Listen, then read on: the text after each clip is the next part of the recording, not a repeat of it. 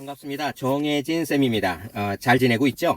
밥을 잘 챙겨 먹어야지 공부도 잘 된 겁니다. 건강하고요. 자, 오늘은 중간고사 대비 D-33번째 시간인데요. 오늘은 여러분이 화학반응식 공부 처음 할 때 많이 보는 문제 유형 중에 5번 또는 7번 같이 분자 모형이 주어지고 이걸 이제 화학반응식으로 바꾼 다음에 푸는 그런 유형의 문제들이 있죠. 이 문제는 내신 문제로는 꼭 나오는 문제 유형입니다. 그러니까 반드시 맞춰야 하기도 하지만 이 문제를 조금 난이도를 중급까지 올릴 수 있는 경우가 있거든요. 그 부분의 문제도 한번 확인하면서 세 문제 정도를 오늘도 풀어보겠습니다. 자, 첫 번째 이제 5번 문제인데요. 이 문제는 6월 모평으로 나왔습니다. 기본 문제입니다. 이제 이런 문제 풀 때는 처음에 해야 될 게 주어진 모형을 화학 반응식으로 바꿔주면 문제가 다 풀리는 거거든요. 반응물은 XY와 Y2가 있대요. 근데 이제 생성물에 보니까 X, Y2가 만들어졌다는 거죠. 원소 종류수가 같게 맞춰주면 그럼 화학 반응식 만들어지는 거니까 2대 1대 2 이렇게 하면 되겠네요. 자, 문제 봅시다. 기억. 반응 전과 후에 분자수가 어떠냐?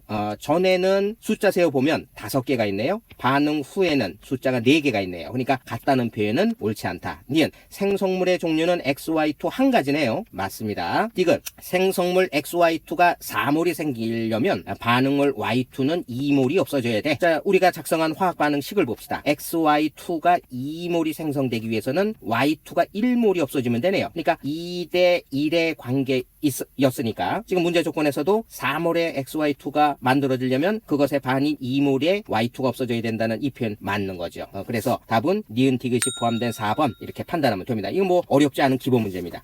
자, 7번은 그런데 좀 생각할 부분이 있어요. 뭐냐면 문제는 이렇게 돼 있죠. 반응물이 XY, ZY, 생성물은 XAYB, 그 다음에 Z2 이렇게 주어졌습니다. 근데 문제 중간에 이런 표현이 있네요. 반응 전후에 단위 부피당 분자 모형, 같은 부피당 분자 모형이라는 거예요. 그러니까 같은 부피라고 한다면 그러면 반응 전에 분자가 총 6개가 있고 반응 후에 분자가 총 6개가 있다는 거예요. 그런데 이 말의 의미를 뒤집어 보면 같은 부피가 아닐 때는 분자 숫자도 다르다는 거죠. 반응 후가 부피가 이와 같이 반응 전과 똑같지 않을 수도 있다는 겁니다. 자, 그럼에도 불구하고 이런 문제를 풀 때는 아까처럼 화학 반응식을 먼저 완성을 해놓고 그리고 생각해야 돼요. XY 그 다음에 반응물이 또 다른 게 ZY가 있죠. 생성물은 XAYB가 있고요. 그 다음에 Z2 이렇게 있네요.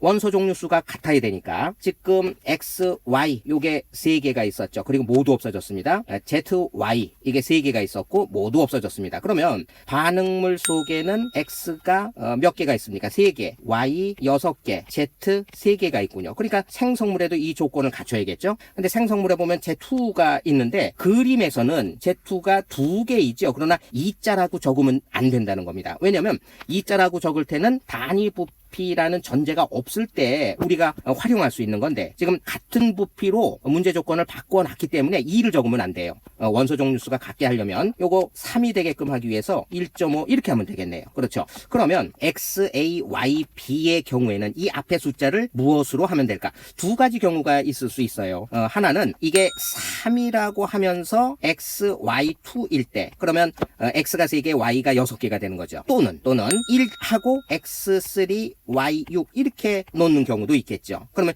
여러분은 뭘 판단하겠습니까? 아마 당연히 3, 1.5 아름다운 숫자 아닙니까? 이렇게 되겠죠. 그런데 이렇게 판단했을 때 이게 답이 맞는지 이거 우리가 확인해 봐야겠죠. 어떻게 하면 될까요? 지금 반응 전에는 몰수가 몇 개가 있나요? 6개죠. 그러니까 우리가 UV 이렇게 표현을 해봅시다. 그러면 반응 후에도 UV라는 얘기예요. 단위 부피당 분자 모형을 표현했으니까 그러면 이 UV 속에 지금 XAYP 몇 개가 있죠? 4개가 있죠. 그 다음에 여기 Z2라고 하는 거 이건 몇 개가 있습니까?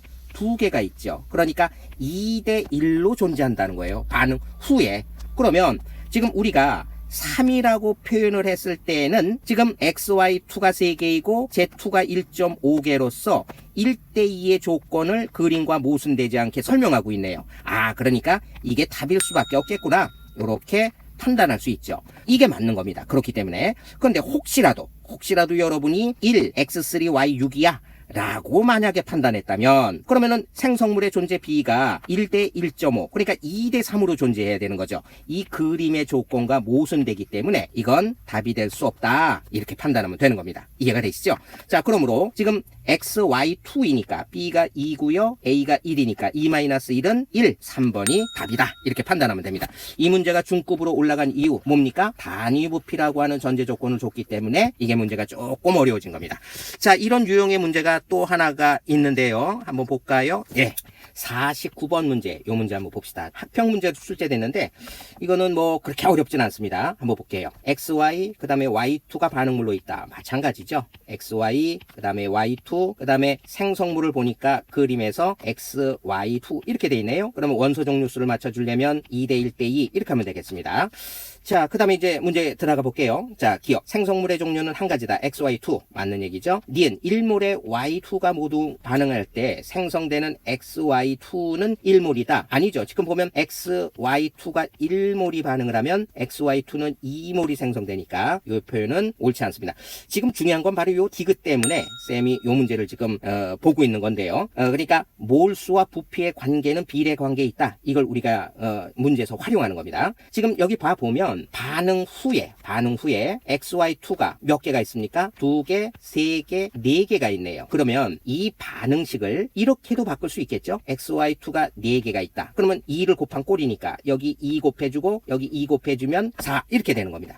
그러니까 이 말의 의미는 뭡니까? XY라는 것이 4개가 없어질 때 Y2는 2개가 없어진다. 그때에 XY2는 4개가 생성되는 거야.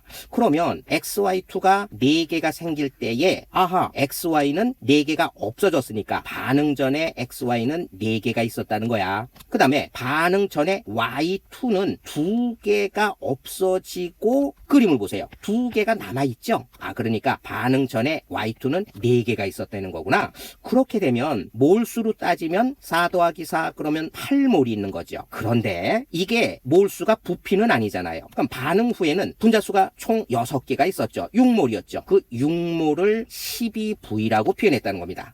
그러니까 8몰을 부피로 표현할 수 있으면 그게 X값이겠구나. 그러면은 16이 되는 거죠. 6이 12가 됐으니까 8은 16이 되면 되겠네요. 그러므로 X값이 16이다. 이 표현은 맞는 표현이 되는 겁니다. 자, 몰수와 부피의 관계, 요거를 화학 반응식에서 아주 중요하게 취급한다는 겁니다.